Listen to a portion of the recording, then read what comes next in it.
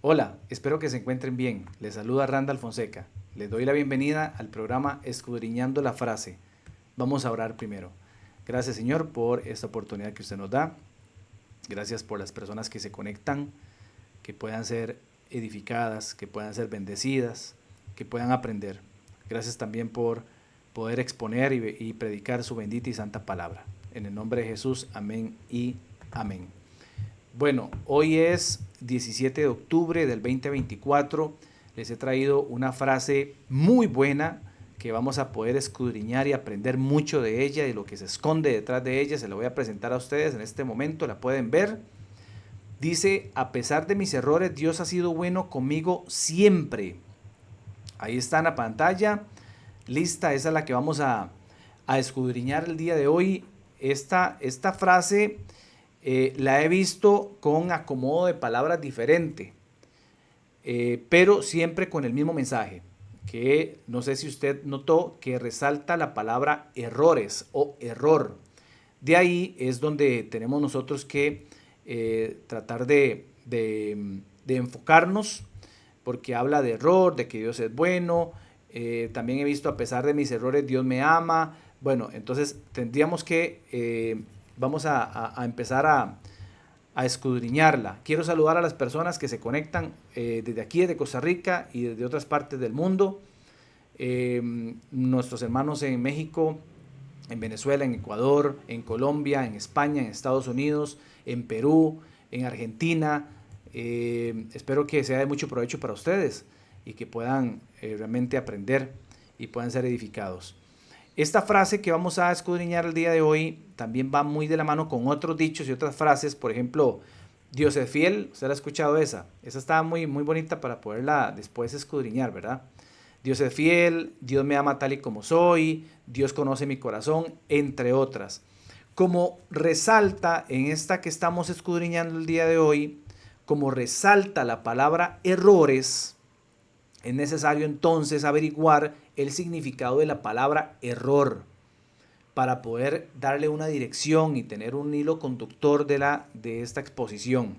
Este material que les he traído es muy específico, no dura 30 minutos, no creo que dure 30 minutos, estoy midiendo el tiempo, pero la verdad es que lo he traído para que usted pueda aprenderlo de una forma simple, bien explicado, para que usted pueda asimilarlo de una mejor forma, lo pueda compartir con las demás personas para que otras personas también puedan ser edificadas. Le pido que presten muchísima atención porque hay muchos detalles en este material que les traje. Si les menciono alguna cita bíblica, nada más la apuntan, no se vayan a buscar a la Biblia para que no se desconcentren. ¿Está bien? El significado de la palabra error es acción desacertada o equivocada. También error es una equivocación sin transgresión o una equivocación involuntaria. Ese es el significado de error. Y en primer lugar, vamos a ver lo que significa error como tal o como se debería ver la palabra error. Y lo vamos a clasificar como errores leves y errores garrafales. Una vez entendidos y habiendo aprendido lo que es la palabra error como debe ser, vamos a irnos al otro lado, vamos a averiguar lo que significa para la mayoría de las personas y para la humanidad la palabra error hoy en día. ¿Está bien? La palabra error, viéndolo de este lado, bajo el significado que acabamos de entender y leer, error leves, traje tres ejemplos para que ustedes puedan contextualizar. El primer ejemplo es el error leve por falta de capacidad. Muchas personas cometen errores por falta de capacidad. Un ejemplo claro y conciso y muy simple es el error que las personas cometen cuando responden algo mal porque entendieron una pregunta mal. Eso es un error leve por falta de capacidad. Número dos, hay errores que se cometen por desubicación, por falta de concentración, por desinformación. Por ejemplo, cuando una persona toma un autobús y lo lleva a otro lugar donde quería originalmente ir. Eso es un error leve, pero al fin es un error.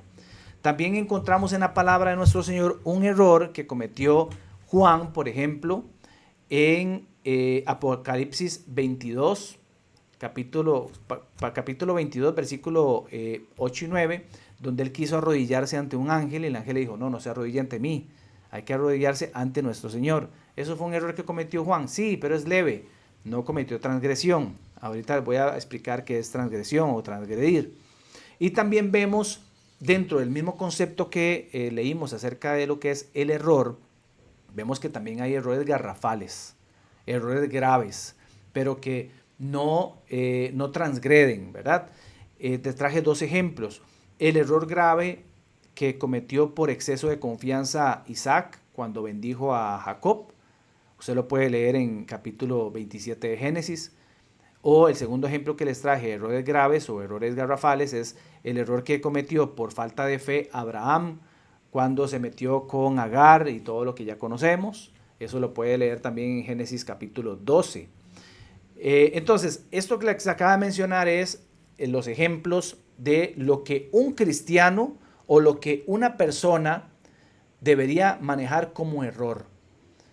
Situaciones involuntarias, como bien y se los vuelvo a repetir, situaciones equivocadas, desacertadas. Eso es lo que una persona o cualquier persona debería de manejar el concepto, ese es el concepto que se debería de manejar con respecto a lo que es el error. Ahora, vámonos al otro lado. Vámonos a averiguar qué es lo que dice la gente, qué es lo que la humanidad maneja y cuál es el concepto de error que maneja la mayoría en este mundo, en este siglo. Por lo general, la palabra error en muchas personas está en su boca cuando dicen, cometí un error, me metí con una mujer que no es mi esposa. Cometí un error, tuve relaciones sexuales antes del matrimonio. Cometí un error, me emborraché. Cometí un error, me drogué. Cometí un error, mentí. Es que cometí un error, engañé, estafé, robé. Ese es el concepto que tiene la mayoría de la palabra error. Entonces, ¿serán estos errores? También, muy comúnmente, la mayoría de las personas asocian la palabra error con la palabra caerse o caída y toman lo que está en Proverbios 24:16, donde escrito está, porque 7 veces se cae el justo y vuelve a levantarse. Otras personas por ahí, no sé si usted lo ha escuchado, que dicen, es que 7 veces se cae el justo, 7 veces se levanta. Eso no está en la Biblia. Lo que está es, porque 7 veces cae el justo y vuelve a levantarse. Pero eso de que 7 veces cae el justo no se refiere de ninguna forma a sinónimo de lo que yo acabo de mencionar, de error o caerse porque robó, porque engañó, porque fue infiel, porque se emborrachó. No tiene nada que ver con eso. Caerse para el justo son simplemente errores que no transgreden.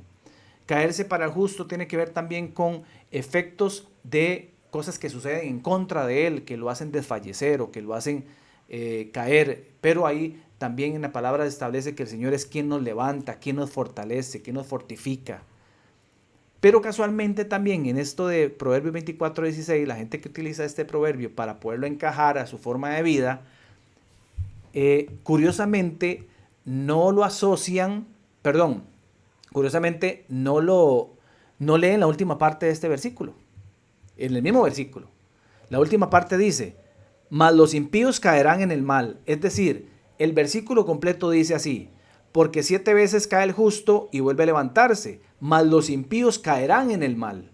Oiga lo que dice. Lo que pasa es que para muchas personas no les sirve, o a muchas personas no es bueno leer esa última parte, porque se les cae lo que están explicando de que si una persona 7 veces peca o 7 veces comete esos errores, supuestamente 7 veces se puede levantar porque Dios lo levanta. No.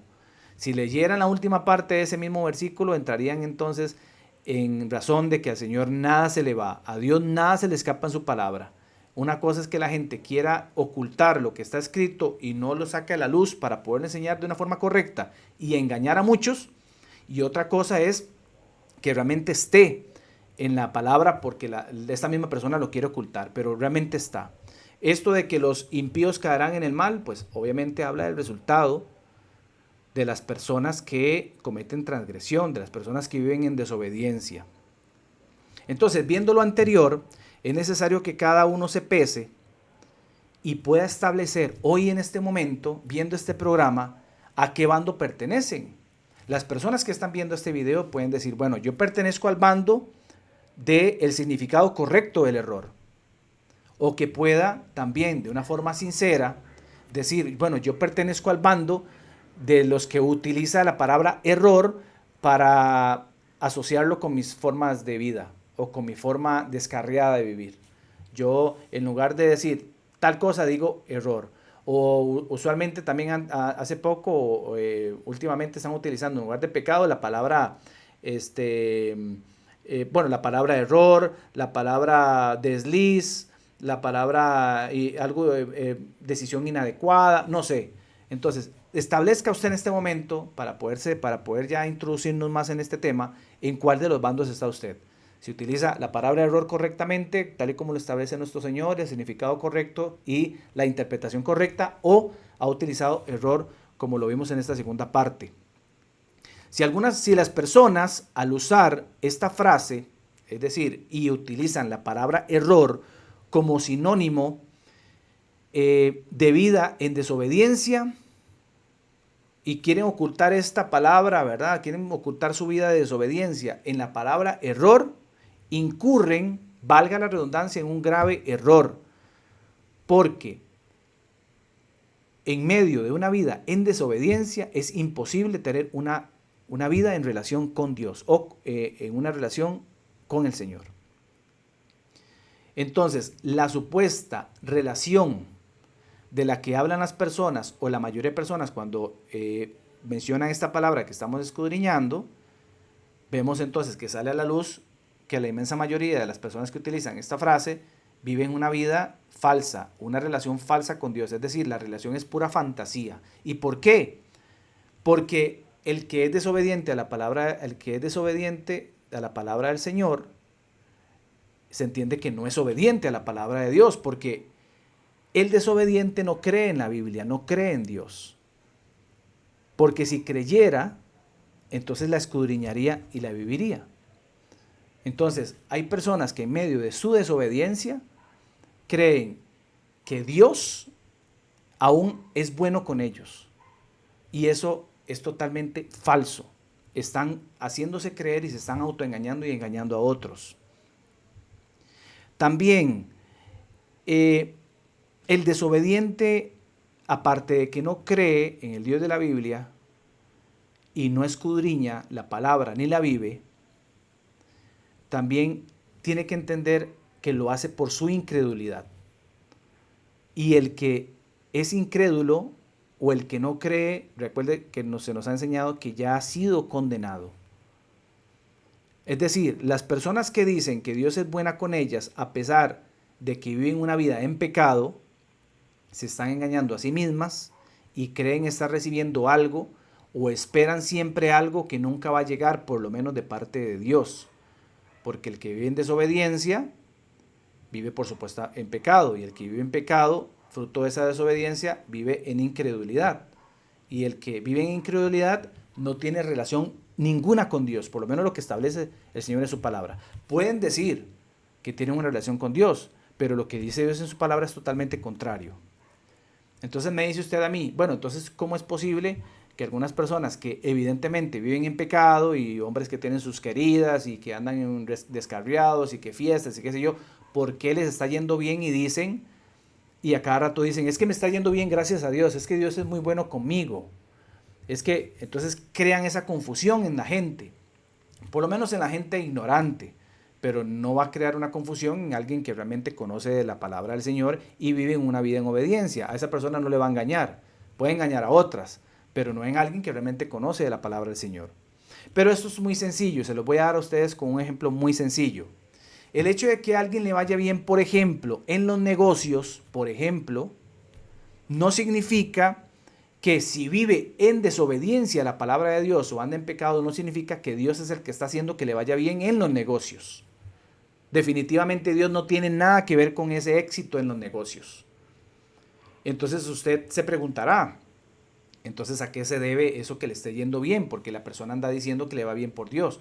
Bueno, esto se puede deber a que la persona es ordenada, a que la persona es disciplinada, a que la persona también se le pueda atribuir a que la persona también vive esta ley natural de la siembra y la cosecha, de que si siembra bien, le va bien, en ese ámbito de los negocios.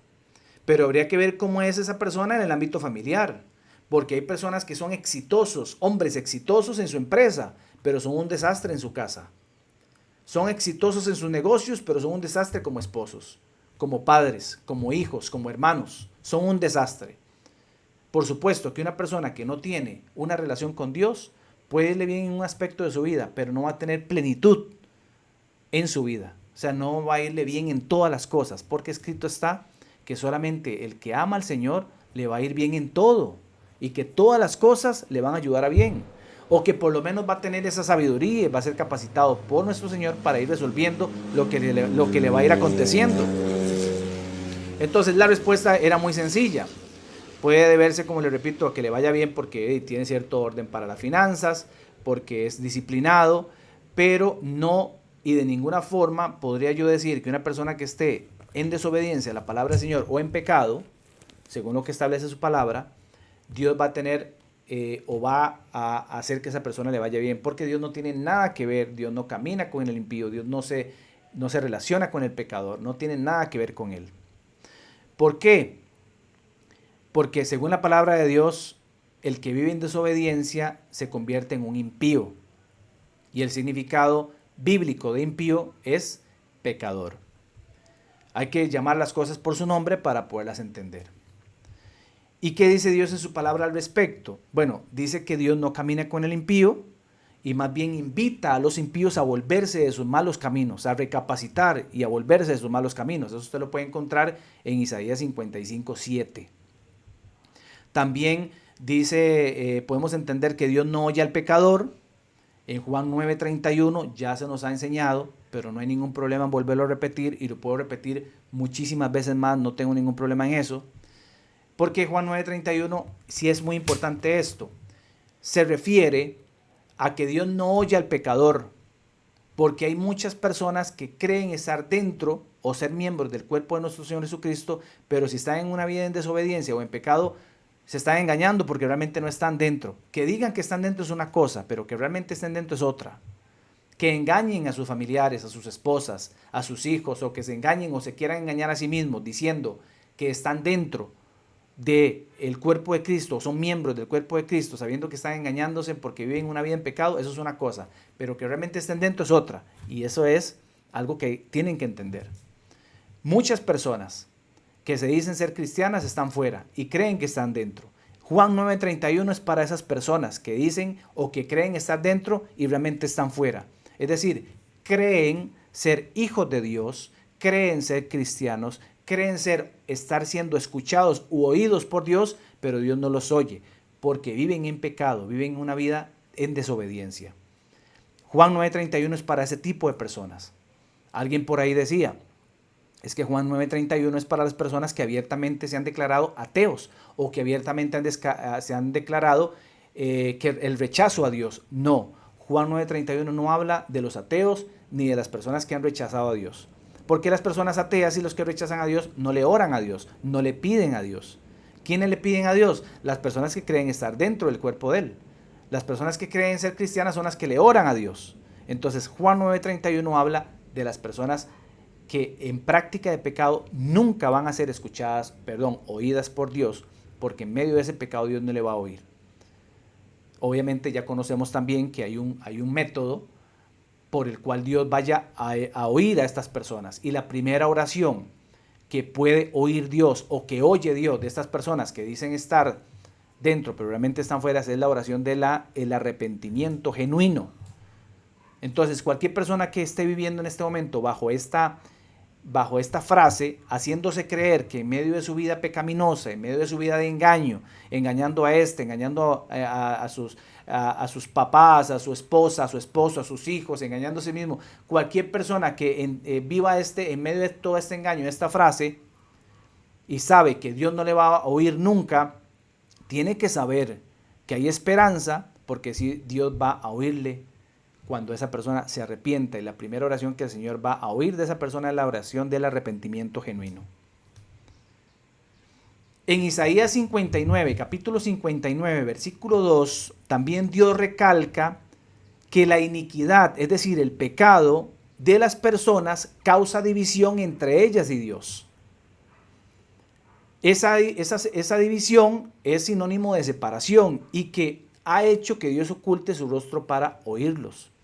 Entonces, podemos ver también que Isaías 59, 2 va muy de la mano con Juan 9:31. Entonces, ¿qué habla? De que Dios oculta su rostro, no oye a la persona que está en práctica de pecado. El pecado, la iniquidad, la transgresión son cualidades del impío. Para que las personas que puedan estar viendo este video puedan irse ubicando.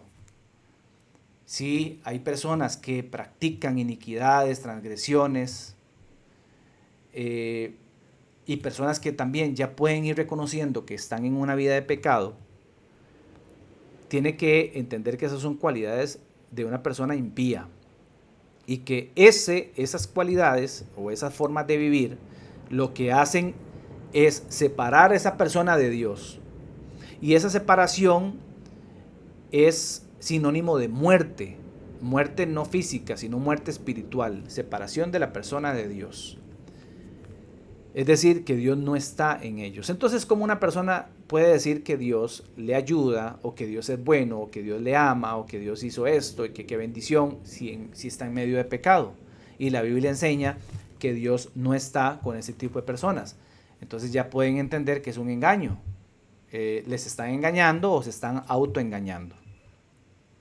¿Y qué dice Dios acerca de la incredulidad? Porque también ese pecado, esa iniquidad y esa transgresión llegaron como fruto de la desobediencia, o llegan a la persona como fruto de la desobediencia, y la desobediencia a la palabra de Dios. Y esa desobediencia a la palabra de Dios es un fruto de la incredulidad. Vuelvo y repito, ¿qué dice Dios entonces acerca de la incredulidad? Escrito está en Juan 3:18.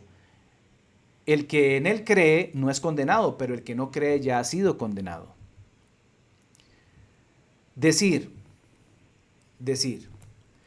a pesar de mis errores, Dios ha sido bueno conmigo siempre, será uno de los autoengaños más peligrosos para quienes viven en pecado o en desobediencia a la palabra de Dios. Hoy es momento de que las personas que viven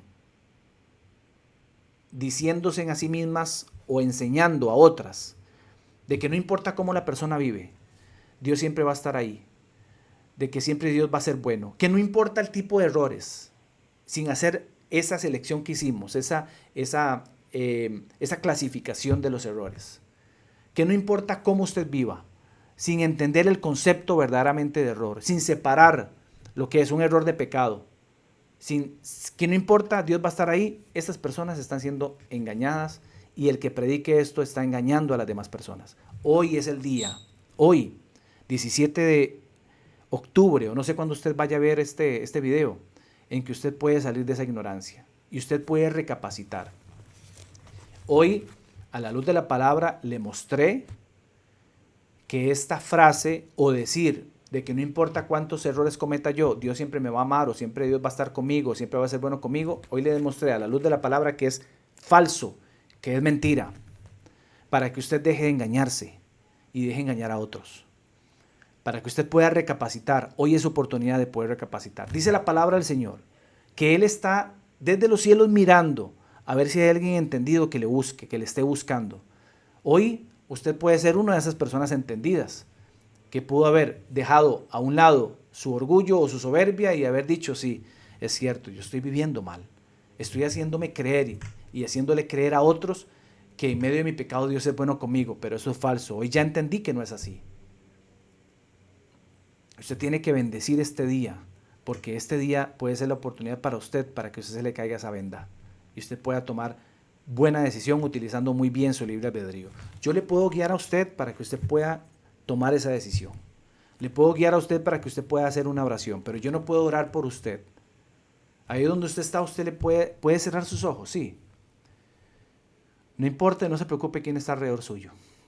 Usted puede cerrar sus ojos y decirle al Señor, Señor Jesús, he escuchado su palabra, he escuchado su mensaje. Yo soy uno de los que me he escudado diciendo que usted me ayuda, que usted es bueno conmigo, que usted me ama, pero yo soy uno de esos que vivo en pecado. Vivo una vida descarriada, vivo como me da la gana, no solamente vivo apartado de usted, también reconozco que vivo en contra suyo y que le he hecho entender a las demás personas, e inclusive yo me he engañado creyendo que usted está conmigo. Pero hoy entendí por este mensaje que no es así.